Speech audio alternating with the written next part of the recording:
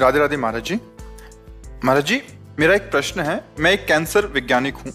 मैंने 5 वर्ष अमेरिका में भी कैंसर पर शोध किया है, किंतु एक बार कैंसर हो जाए और वो एक जगह से दूसरी जगह फैल जाए तो उसका कोई इलाज नहीं। किंतु आपने बोला कि महापुरुषों की कृपा से वो भी ठीक हो सकता है। आपने दातुन करने वाले और संत के कुल्ले करने का उदाहरण दिया। महाराज जी, विज्ञान और अध्यात्म में मैं कैसे समझूं? क्योंकि जैसे प्रारब्ध भोग है तो पूर्व पाप से आया है, उन्होंने अपने तप का ट्रांसफर कर दिया और उसको प्रारब्ध भोग को अपने ऊपर ले लिया, खत्म हो गया। अब ये सामर्थ्य तो अध्यात्म में है, विज्ञान में तो है नहीं ना। हाँ, जैसे आप अज्ञान से युक्त होकर के विषयों में विचरण कर रहे हैं और संत ने कृपा दृष्टि से देख लिया और संकल्प किया इस जीव का उद्धार हो जाए, तो आपकी चेतना में परिवर्तन आने लगेगा। आपको साधु संग अच्छा लगने लगेगा, भगवान का नाम अच्छा लगने लगेगा, दूसरों की भलाई करना अच्छा लगने, पाप से घृणा होने लगेगी। ये स्वयं से नहीं हुआ, ये संत कृपा से हुआ। कृपा से कुछ भी हो सकता है। आप अपनी संपत्ति का ट्रांसफर कर सकते हैं ना, किसी को कर सकते हैं ना। तो भजन रूपी संपत्ति का ट्रांसफर जब किसी के ऊपर कर दिया जाता है तो उसके पाप को अपने में ले लिया जाता है। ये संकल्प शक्ति महात्माओं में होती है। देखो, विज्ञान हमारे शास्त्रों से निकला कोई अलग नहीं है, बिल्कुल समझ लेना। जो जिन मिसाइलों को, जैसे हमारे आग्नेयास्त्र, तो उन्हीं से बनाया गया है। वारुणास्त्र, विविध प्रकार के अस्त्रों का, विविध प्रकार के जो मारक क्षमता वाले हैं, वो पहले से हैं। कुछ मंत्र के द्वारा होते थे, कुछ उसकी प्रवीणता के द्वारा होते थे, आज विज्ञान के द्वारा उसका होते हैं। जो बारूद काम कर रहे वही मंत्र काम करते थे। साधारण कुश उठाया, मंत्र के द्वारा संकल्प साधा, प्रांत का प्रांत भस्म कर दिया। तो अलौकिक शक्ति और लौकिक शक्ति, तो लौकिक अलौकिक से ही आती है। तो विज्ञान शास्त्र से ही आया है। कोई भी ऐसा ज्ञान नहीं है जो हमारे शास्त्रों में न हो। शास्त्रों तक हमारी पहुंच होनी चाहिए। आखिरकार इनके अंदर विज्ञान क्यों नहीं आ गया डॉक्टरी का, आपके अंदर क्यों आया? तो भगवान ने दिया, आप यही बोलोगे ना। भगवान ने आपको इतनी प्रवीणता दी कि आप एक अच्छे डॉक्टर बन गए। इनके कर्म के अनुसार इनको प्रवीणता दी कि ये किसान है, प्रवीणता दी कि घर संभाल नहीं पाता, और एक को प्रवीणता दी पूरे राष्ट्र को संभाल रहा है। ये भगवत प्रदत्त होता है, ये भगवान का दिया हुआ ज्ञान होता है। कैसे देते हैं? तो भेद क्यों करते हैं? समोहम सर्वभूतेषु, वो तो सबके प्रति समान भाव रखते हैं।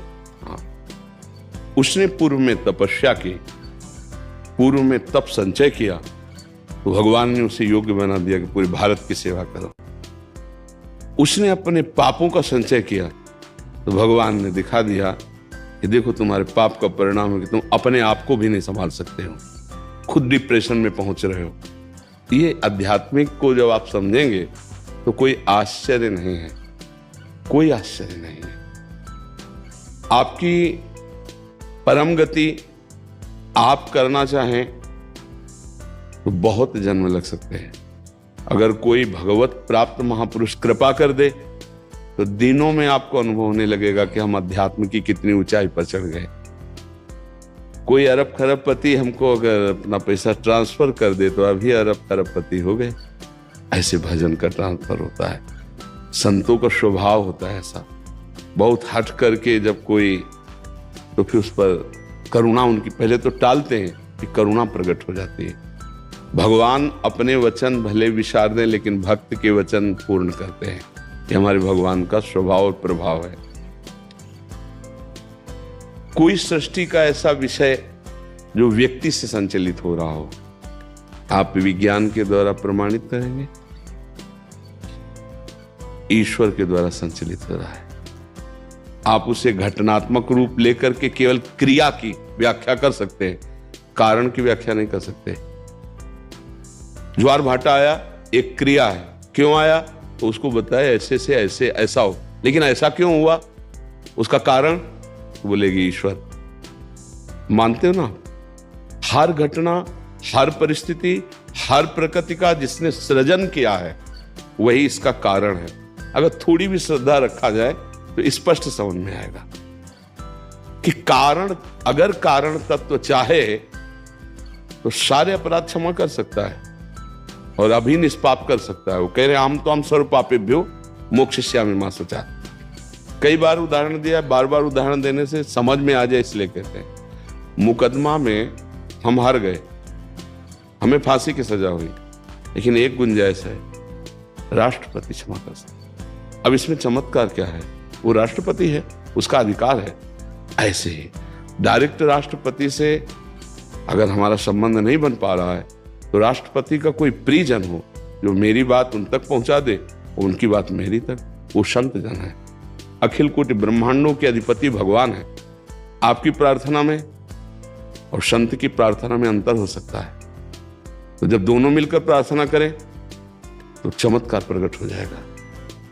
भगवान का अवतार भी प्रार्थना से ही होता है, तो दुर्लभ नहीं है। विज्ञान एक क्रिया को देखती है, अध्यात्म क्रिया और कारण दोनों को देखता है। अंतर इतना है, विज्ञान एक क्रियात्मक वस्तु। आप चंद्रलोक चले गए, लेकिन चंद्रलोक की रचना किसने की? आपको पावर किसने दिया? आपको साहस किसने दिया?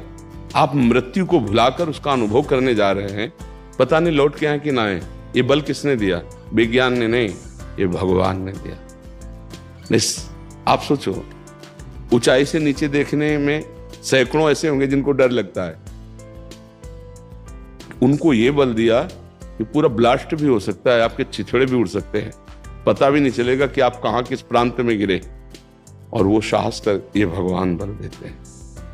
तो हमें लगता है कि थोड़ी भी श्रद्धा की जाए तो पता चल जाता है। जैसे आप डॉक्टर हैं, आपसे हाथ जोड़ के कहें आप बचा लीजिए, तो आपका एक उत्तर होगा, अगर थोड़े भी आस्तिक हैं, देखो मैंने जितना पढ़ा है, जितना मेरे में बुद्धि है, पूरा प्रयास करूंगा, लेकिन बचाना ना बचाना कहना पड़ेगा आपको ना। आप भी प्रार्थना कीजिए, मैं भी प्रार्थना करता हूं, प्रयास मेरा, लेकिन सफलता भगवान के यहाँ। वही भगवान आदेश का है, कर्मण्येवाधिकारस्ते मा फलेषु कदाचन। संत जन भगवान के कृपा स्वरूप है, भगवान का एक कृपा अवतार है। जो वास्तविक भगवान में लगे हुए हैं, उनका हृदय अनंत माताओं जैसा दुलार युक्त होता है। हर प्राणी को ऐसे प्यार करते हैं जैसे हमारा ही प्रियजन हो। अब बार बार कोई दुखड़ा रोए, पहले तो ऐसे रहते हैं, बार बार दुखड़ा रोए तो फिर वो भगवान से प्रार्थना करते हैं, प्रभु आप इसके अपराधों को क्षमा करके पावन कर दो। यदि आपके सिद्धांत में ऐसा कि क्षमा नहीं करना है, तो आप इसकी जगह मुझे दंड दे दो और इसको निर्विकार। भला प्रभु ऐसा करने में क्यों संकोच करेंगे?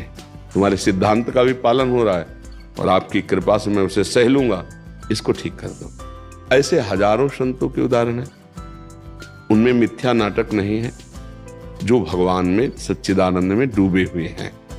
हाँ, इस प्रकार का जैसे वो किसी सिद्धों में होता है जहां इसका लेना देना नहीं होता, ध्यान रखना, जहां सीधे डायरेक्ट आत्म प्रियता होती है, आप मेरे हैं, बस इस भाव से।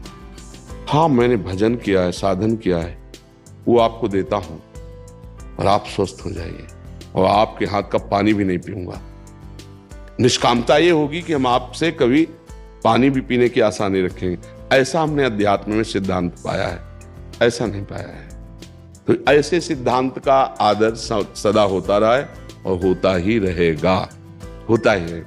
जैसे बहुत से भाई लोग आते हैं, कहते हैं हमारा जीवन परिवर्तित हो रहा है। हमने कब आपको कहा? हमने कब आपको कुछ दिया? प्रगट में दिखाई दिया क्या? नहीं। वो साल भर बाद आते हैं हमारे पास, कह रहे हैं हमारा जीवन परिवर्तित हो गया। क्या हुआ? क्या?